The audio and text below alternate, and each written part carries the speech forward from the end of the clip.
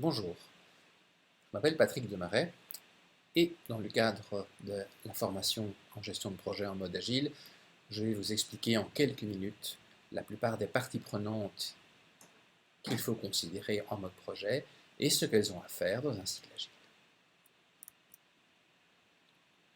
Qui dit agile dit, entre autres, Scrum.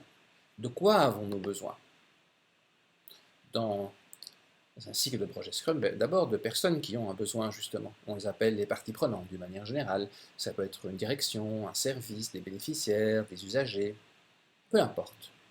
Sans besoin, pas de projet. Ces parties prenantes diverses sont représentées par ce qu'on appelle le Solution Owner ou le Product Owner. Cette personne, en fait, est responsable de bien représenter les parties prenantes, de bien les comprendre, et, à ce titre, de pouvoir fournir à l'équipe qui va travailler une vision, des objectifs. Cette personne est responsable essentiellement du quoi, c'est-à-dire qu'est-ce que l'équipe doit atteindre. En général, elle a également la responsabilité des ressources qui sont allouées à l'équipe. Alors, évidemment, il ne suffit pas d'un product owner pour faire avancer, il faut également une équipe de développement. Cette équipe de développement, elle compte 5 à 9 personnes, elle est multidisciplinaire, elle s'organise automatiquement et elle travaille en fait dans des intervalles de temps qui sont spécifiés et qu'on appelle des sprints.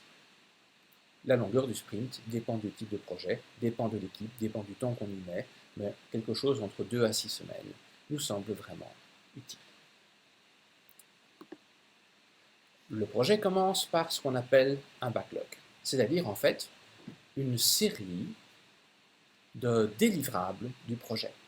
On ne sait pas encore comment ce sera fait, l'équipe ne le sait pas, mais en tout cas c'est certain que c'est une traduction des besoins des parties prenantes faite par le product owner qui en est responsable.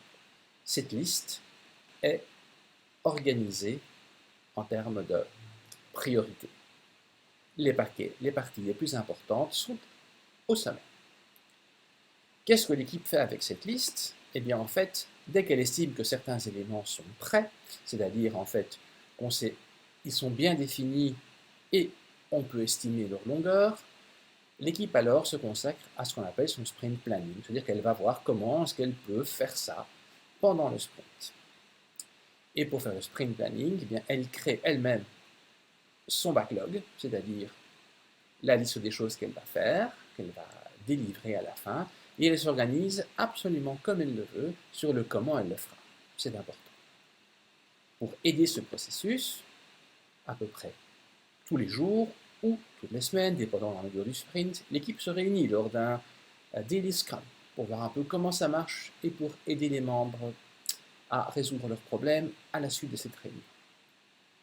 À la fin du sprint, l'équipe en fait présente ses résultats, ses livrables aux parties prenantes qui sont intéressées par ces livrables-là.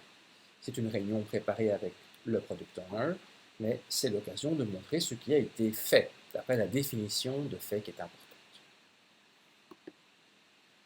Une fois que cette revue a été faite et qu'on a pris le feedback de la part des parties prenantes, eh bien en fait l'équipe se réunit entre elles pour faire une rétrospective, c'est-à-dire en fait voir un peu comment elle a fonctionné et comment elle peut s'améliorer. Ce n'est pas le seul moment où l'équipe se réunit. En fait, pendant toute la durée du sprint, elle peut raffiner le backlog, c'est-à-dire en fait se dire ah mais si on fait ceci maintenant, ça va changer le backlog principal. Toutes ces données qui viennent soit du raffinement du backlog, soit en fait de la rétrospective, vont de nouveau alimenter le product backlog ou le solution backlog. Et c'est de nouveau au product owner de bien régler ça et de mettre ça au bon endroit et avec la bonne importance.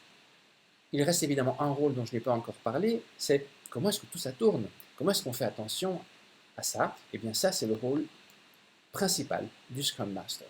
Le Scrum Master est là pour faire attention à ce que tout se passe bien. Voilà, c'était le cycle en voie rapide, et dans les autres vidéos qui vont suivre, vous allez avoir l'opportunité de découvrir cela en détail. Bonne visualisation des vidéos.